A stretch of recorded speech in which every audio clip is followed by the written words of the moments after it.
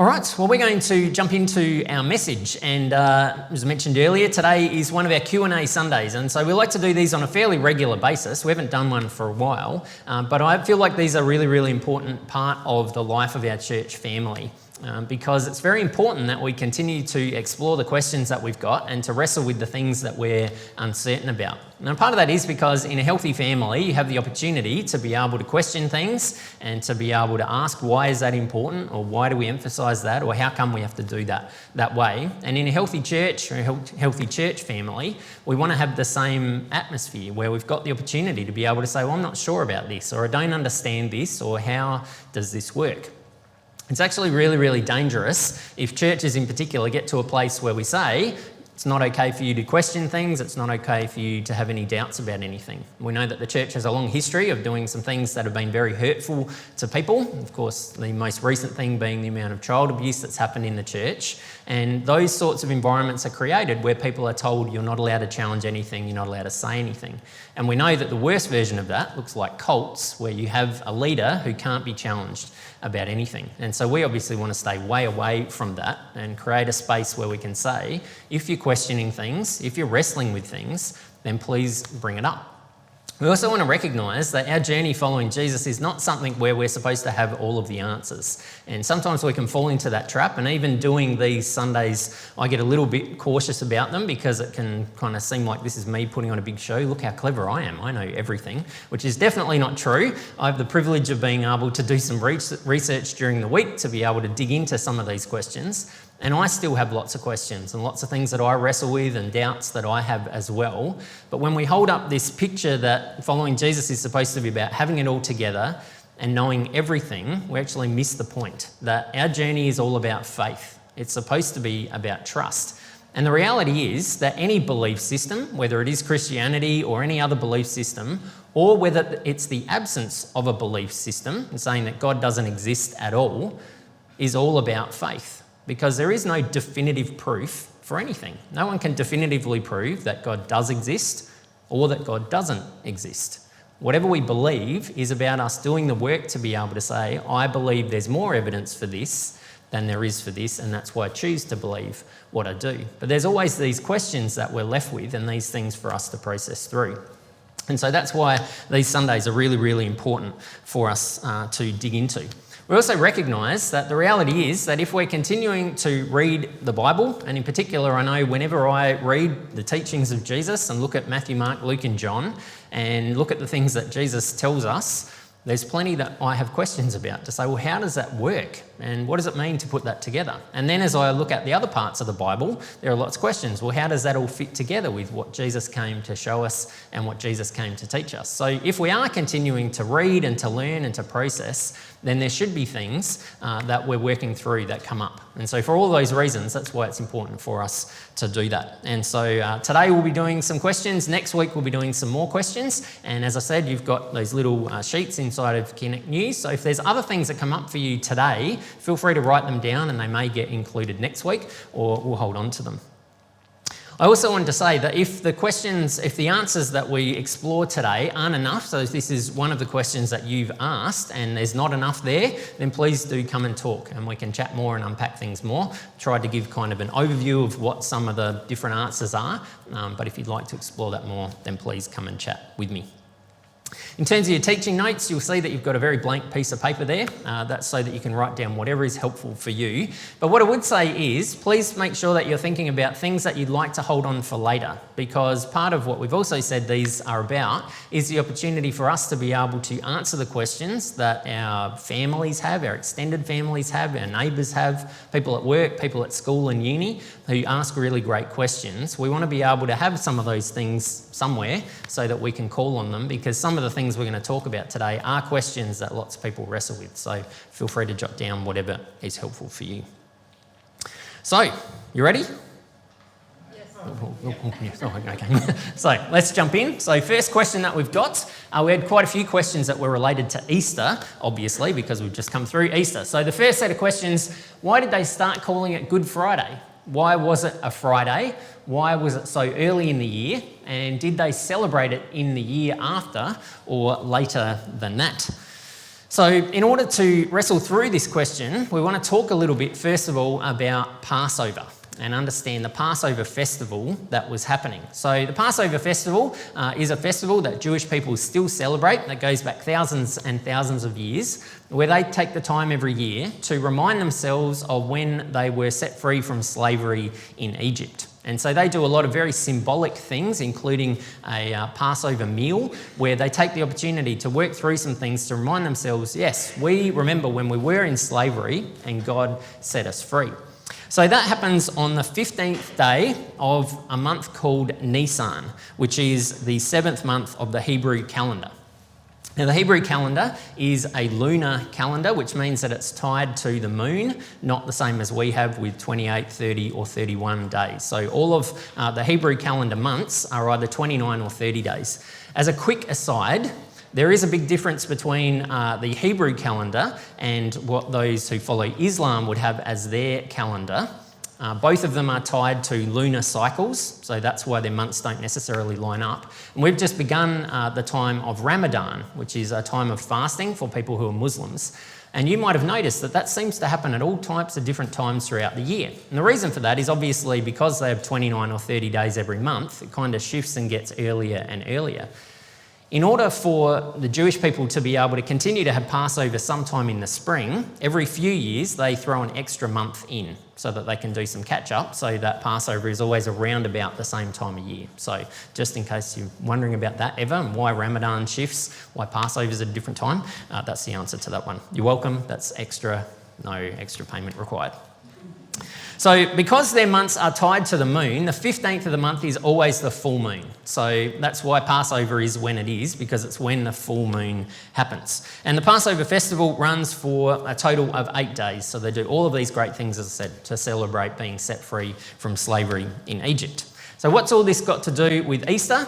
Well, we recognise that Jesus was in Jerusalem to celebrate the Passover festival. And so Jesus and his friends, the disciples, were in Jerusalem so that they would have the opportunity to be able to celebrate exactly what we've talked about. And so on the Thursday night, they had the Passover meal at the start of this season. So why was Good Friday on a Friday? Well, the reason is just because they knew where Jesus was going to be when they arrested him. So because Jesus was there for the Passover meal, because they knew where he was going to be, and because, as you know with the story, Judas had chosen to betray Jesus, he was able to tell the religious leaders, he's going to be eating the meal here, and then they're going to head over to the Garden of Gethsemane, and so you'll be able to grab him there. So the reality is that it could have happened at any time during the Passover festival. It could have happened on Monday and it could have been Good Monday instead, or it could have happened on the Wednesday. But it was just convenient that that's when they knew where Jesus was going to be. And in terms of the question about why it was so early in the year, that's exactly the same. It happened to be when the Passover was. Now the reality is, and Jesus actually says this, they could have arrested Jesus at any point. And Jesus says, you know, I've been at the temple, I've been hanging around a lot, why have you come to get me right now?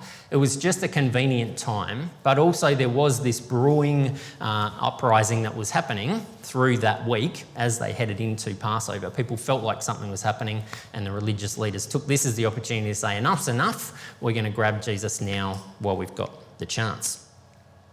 So when did Good Friday start being celebrated as Good Friday? Well, no one is actually completely sure. We know that the early church continued to celebrate the Passover festival in the years after the events that we celebrate at Easter took place. But what they did was that they started to shift the emphasis. And this is where we would say, even though it kind of just happened randomly because that was a convenient time to grab Jesus, the reality is there was something very symbolic about it happening at Passover.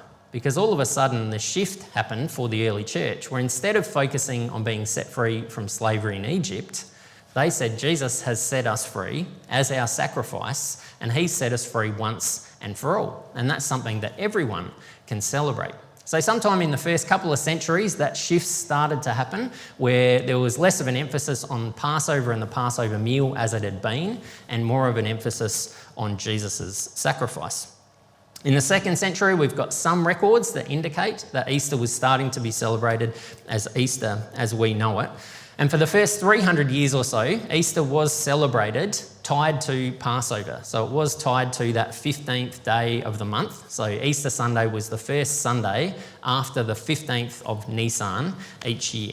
But in 325 AD, a whole bunch of changes happened in the church, and one of those was that the date for Easter was tied to what it is now with our calendar, where we have this very complicated way of working it out, which is that Easter Sunday is the first Sunday after the first full moon after the spring equinox, which for us is the autumn equinox, which is generally around March 21st. So March 21st happens, then at some point there's a full moon, and then the next Sunday after that is when we celebrate Easter Sunday, which is why Easter moves all over the place within the span of 4 or 5 weeks.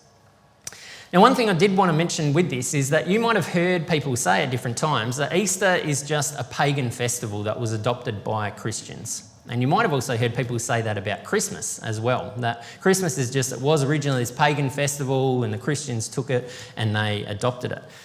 There is some evidence of that there was this big festival that celebrated the goddess of spring and that Christians kind of tapped into that festival. But I personally don't have a big issue with that being the reality at all, because it makes perfect sense when you stop and think about it. If you were a part of the early church, this very small group of people, relatively speaking, you didn't really have the opportunity to stick your hand up and say, we've decided that we would like to have a day off to be able to celebrate Christmas and to be able to celebrate Easter, and we're just going to pick whatever day we like.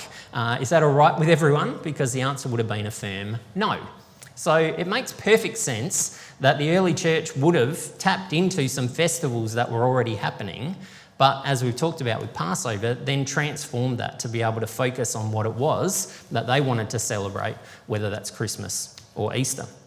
So if you ever have anyone, and this is something that regularly happens, who challenges that and says, well, all of the Christian things that you celebrate are all just pagan festivals, in some ways you can say, well, that may be true. We don't actually know if it's fully true or not. But even if it is true, it actually makes a lot of sense. But what's wrong with us taking a date that's already been set aside and then being able to say we're going to use that as an opportunity to celebrate the things that we believe?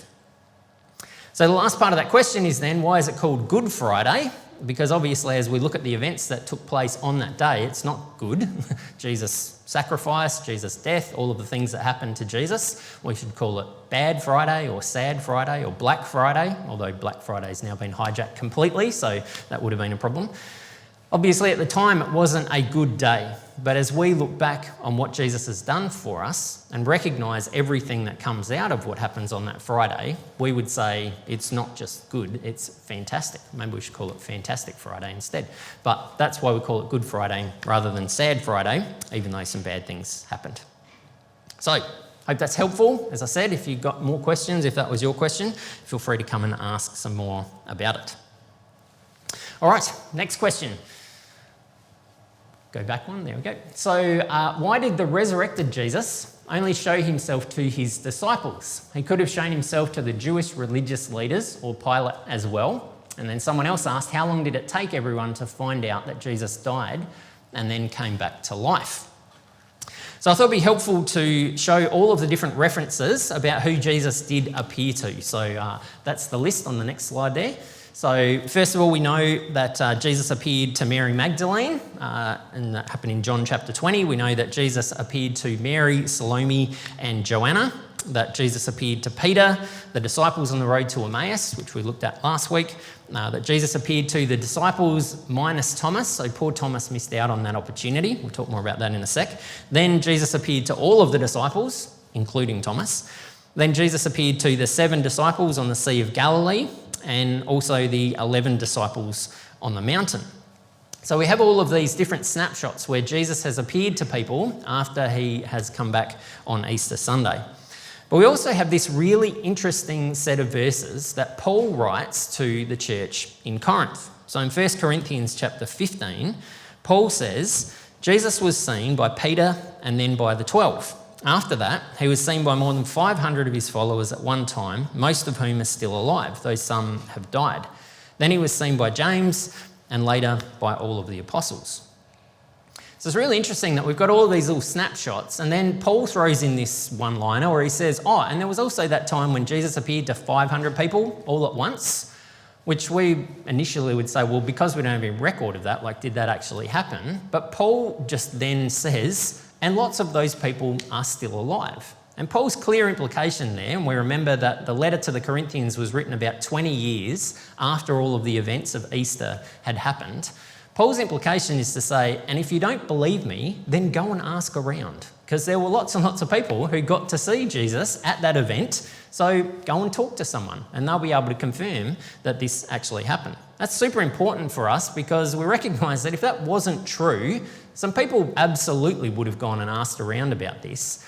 And if they went and asked a bunch of people, they would have said, Paul, nobody knows anything about this story about Jesus appearing to 500 people. You're just making all of this up. And so that letter would have been invalidated. So the fact that it lives on and the fact that it was obviously confirmed gives us a lot of confidence.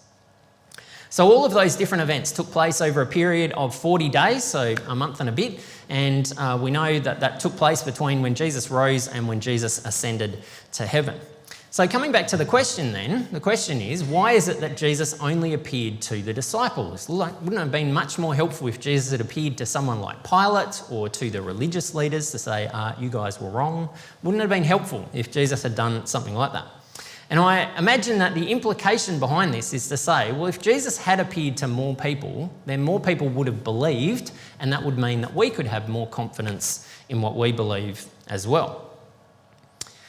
What's interesting is what is written at the end of the book of Matthew about some of the disciples who were gathered with Jesus. So remember, a number of these disciples have seen Jesus multiple times, but they're gathered on this hill, and we read, the 11 disciples left for Galilee, going to the mountain where Jesus had told them to go. When they saw him, they worshipped him, but some of them doubted. When they saw him, they worshipped him, but some of them doubted. Now, there's a couple of things here. First of all, this again gives us a lot of confidence that what Matthew has written is not something that's been edited. Because if you were making up a story about how Jesus had come back from the dead, you would not say, and some of the people who saw Jesus still weren't quite sure. You would say, and everyone was rock solid confidence that this was the risen Jesus who is the King of the universe, and everyone was very happy about that. You wouldn't say some of them doubted. So again, this helps us to trust in what we've got in the book of Matthew. But if some of the disciples who had spent time with Jesus and were actually standing in front of Jesus had some doubts about that, to say, I'm still not quite sure. I'm still not sure whether I fully believe this. I'm still not sure I can get my head around it. That helps us to recognise that it wouldn't have mattered if Jesus had appeared to Pilate or to the religious leaders or to Roman guards or to anyone else, because there's just as much chance that they all would have struggled with it as well. And what's helpful for us is what Jesus does say to Thomas. So as I mentioned, there is one setting where Jesus appears to his disciples and Thomas isn't there, and he comes back and then he says, or the disciples all say to him, we saw Jesus and he was alive, he was right here with us. And Thomas is like, good for you guys, but I don't believe you, and I'm not going to believe it until I actually see him for myself and can put my hand in where the holes were in his body. And so a little bit later on, Jesus then does reappear, and Thomas is there this time. It's like, oh, okay, I guess I was wrong. You guys were right, my bad. And Jesus then says these very powerful words to him in John chapter 20, verse 29. He says to Thomas, you believe because you have seen me. Blessed are those who believe without seeing me. And so that's the challenge for us, is to be able to say, yes, there are people who got to see Jesus in the flesh after his resurrection, and even that some of them struggled with it. But Jesus says, blessed are we who take the opportunity to say, even though Jesus isn't standing right in front of us physically, we still have the opportunity to be able to believe. There's something really rich about that as we continue to process through things. So again, hopefully that's helpful. If you want to chat more about that one, let me know. All right, next question. Why does Jesus sometimes tell people not to speak about the miracle or healing that he's just performed? And someone else said a couple of times in our readings, Jesus has told people not to tell of the miracle he's just done for them. What's the deal with that? Why do we think that he did that? So in Luke chapter 5, so we read through the book of Luke, if you remember, before Easter, we have this example where Jesus heals a man who's got leprosy. And after Jesus heals him, Jesus instructed him not to tell anyone what had happened. He said, "Go to the priest and let him examine you. Take along the offering required in the law of Moses for those who've been healed of leprosy. This will be a public testimony that you have been cleansed." So what's important to recognise here is that Jesus actually often does this, that healing for Jesus is not just about being healed physically. For Jesus, healing is about being able to be healed emotionally, being able to be healed spiritually, and being able to be healed socially, in terms of being able to be restored back to your place in society, to be able to fully participate in life. And so what Jesus says to this man is, go to the temple and do all of the things that you need to do, all of the rituals that you need to go through, so that you can re-enter back into society, that you can participate in your faith community, that you can be a part of life again. Because as someone with leprosy, they obviously had been cast out of society, they were off to the fringes, and they needed to prove that they were fully healed in order to be able to re-enter things. So Jesus' focus for this man is to say, I want to make sure that you get back to life the way that it's supposed to be. So go and do all of these things. Don't go and tell everyone about it, but just go to the priest, get this all sorted out so that you can participate in life. But we also have in Matthew chapter 9, Jesus heals 2 blind men, and he specifically says to them, see that no one hears about this. In Mark chapter 7, Jesus heals a man who's deaf and mute, and after he heals him, he says, don't go and tell anyone about this. But we also have these examples, like in Luke chapter 8, where Jesus heals a man who was possessed by demons. And what he says to that man is, don't come and follow me, because this man said, can I come and follow you? And Jesus says, no, go back to your home and tell everyone how much God has done for you. So what we recognise is that Jesus didn't have this one-size-fits-all answer where he said to everyone that he healed, don't say anything about it, or where he says to everyone, go and do this, or where he says, come and follow me. Jesus is very specific based on individuals to say, this is what I would like you to do. But the understanding about why it is that Jesus was a bit cautious, especially initially, about people who'd been healed, making too big a fuss about it, there's really 3 very good reasons for that. The first of them is just logistics. So in Luke chapter 5 and in Mark chapter 1, after Jesus does the healing, what happens immediately after that is that we're told Jesus was stopped from being able to enter into towns because there was so many people around. And so particularly early in Jesus' ministry, he wanted to talk to as many people as he could about the kingdom and help them to understand this is what life's all about, this is why I've come. And so obviously there was no amplification in Jesus' day. And so if there was this massive crowd that started following him around everywhere, that was going to make it really hard for him to get his message out. So that's the first reason why Jesus kind of said, let's just keep a lid on this for now.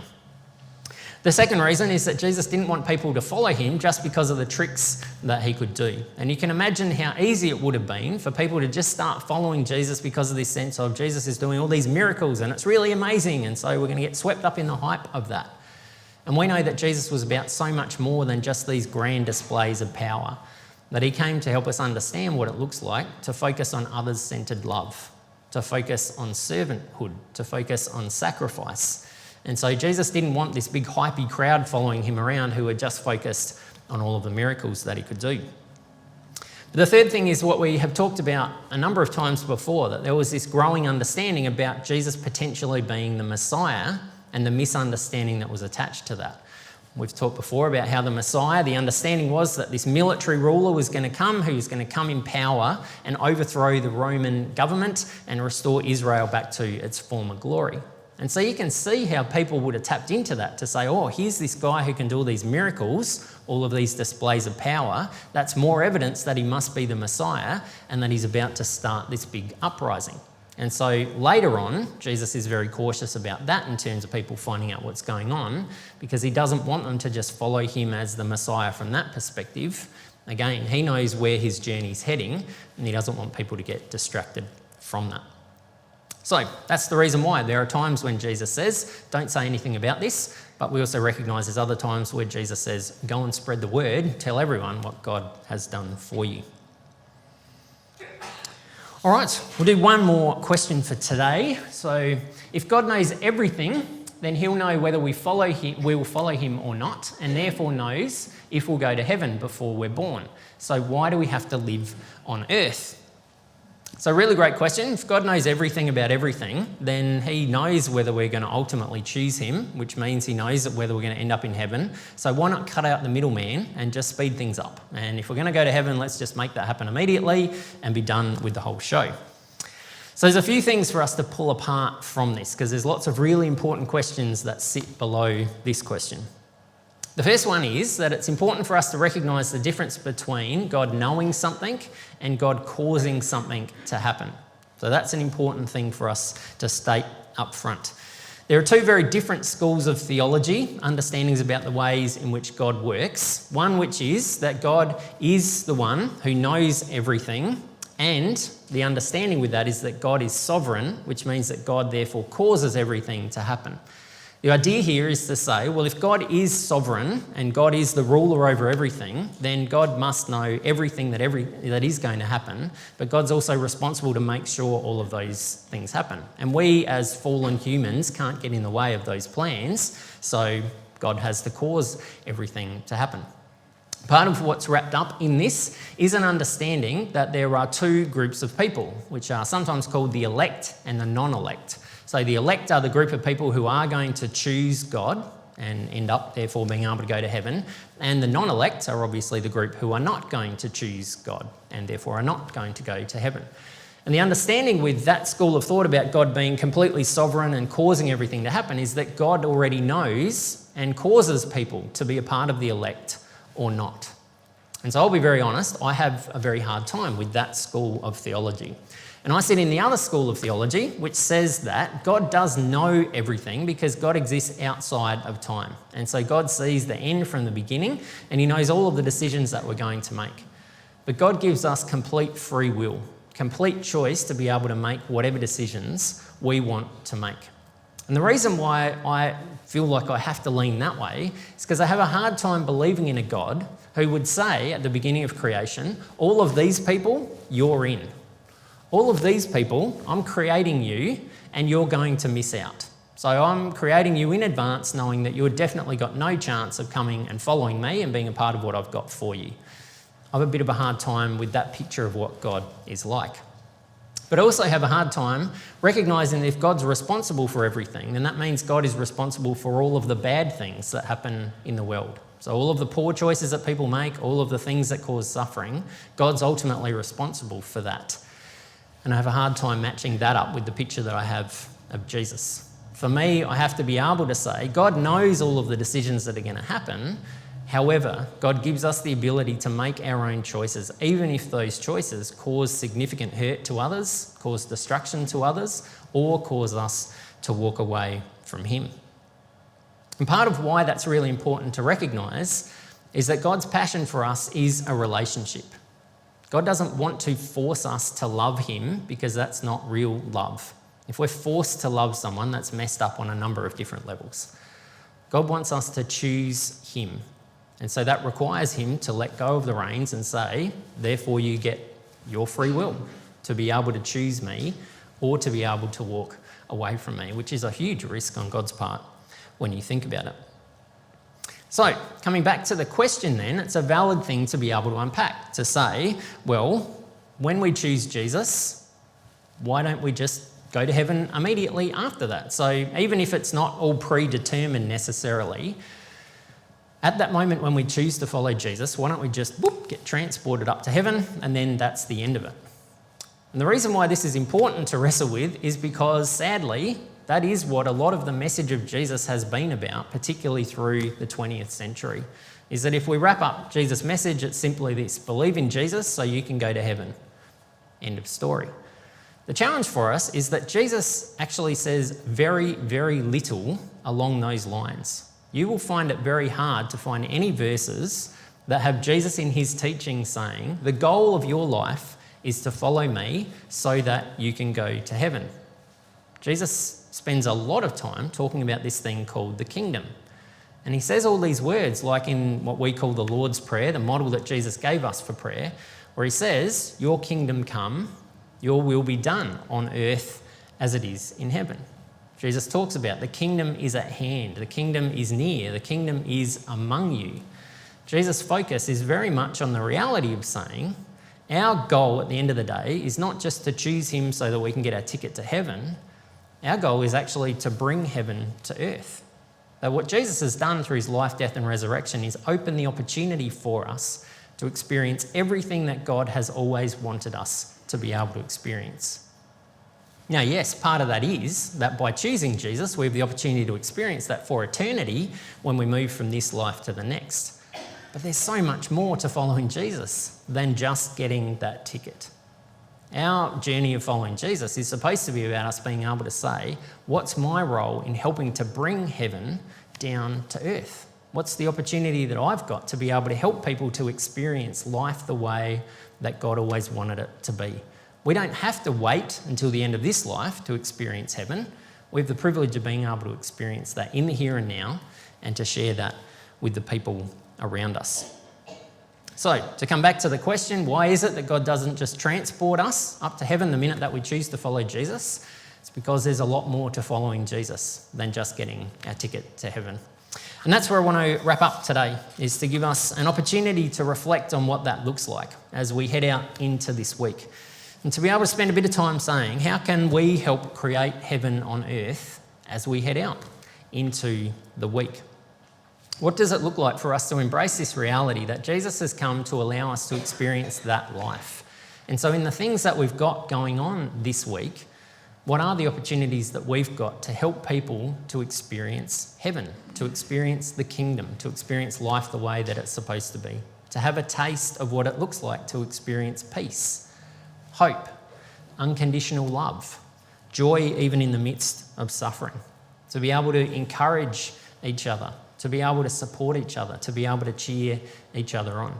So as we wrap up our message before we transition to communion, I want to give you a couple of minutes to be able to just think about that. And I want to encourage you to think about the week ahead, think about the people that you're going to interact with, think about the appointments that you've got, the things that you've got on, work that you're going to do, people that you're going to see, and take some time to say, what does it look like this week for me to be able to help people to experience heaven on earth as I continue to follow Jesus? So take some time to reflect on that. If you want to chat to the person next to you, feel free to do that, or jot some thoughts down on your piece of paper, and then we'll wrap up and transition to communion.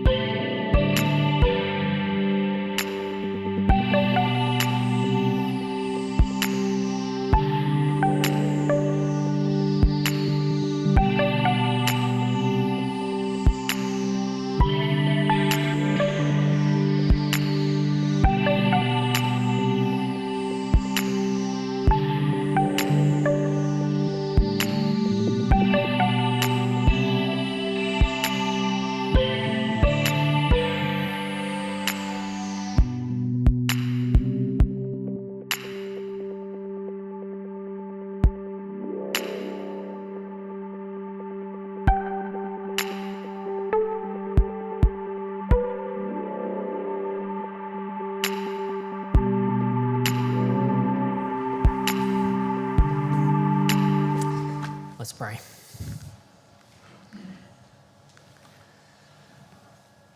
Jesus, thank you that over and over again you show us that you love to walk and work with people who don't have it all together. That as we look at what we read in Matthew, Mark, Luke and John, we see over and over again you working with people who just have lots and lots of questions, who don't seem to get it, who seem to struggle to understand things, who struggle to understand what it is that you're really trying to do. And we're really grateful for that, because it gives us confidence that you accept us and you embrace us, that you love us, and that you want to work with us and walk with us, even though we don't have it all together, and even though we have lots of things that we wrestle with and questions that we struggle with. So thank you that we are a part of a church family where we have the opportunity to be able to ask these questions and so many others, that it is a safe space for us to be able to work through the things that we're uncertain about. But thank you that with everyone that you journey with, you give clear next steps. That even though there is so much that we're not sure about, there are always next things that we can be sure about and that we can work on. We're really grateful for the people who have gone before us, who have spent significant amounts of time really digging into understanding what it is that you came to teach us, and different schools of theology, different people who've been able to explore through history. They give us confidence to be able to work through things as we have today. We thank you for all of the work that they've done. But we ask that as we head into this week, you would remind us that the goal of our lives is not to have it all together, that our goal is not to try and be perfect, not to try and have all of our questions answered, but simply to be able to follow you, and as we do, to be able to experience life the way that you, God, always wanted us to experience it.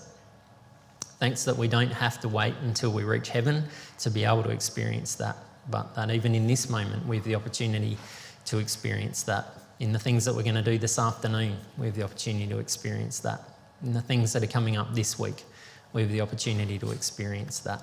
And we ask that you would help us to tune our radars in to the work that you are doing in our lives and in the lives of the people that we connect with, so that we can invite them into it and give them a taste of what heaven is all about, that would then inspire and encourage and excite them about what it looks like to discover more about you as well. So we ask that as we head out into this week and continue to explore our questions, that you would help us to know that you walk with us through all of it. In your name we pray. Amen.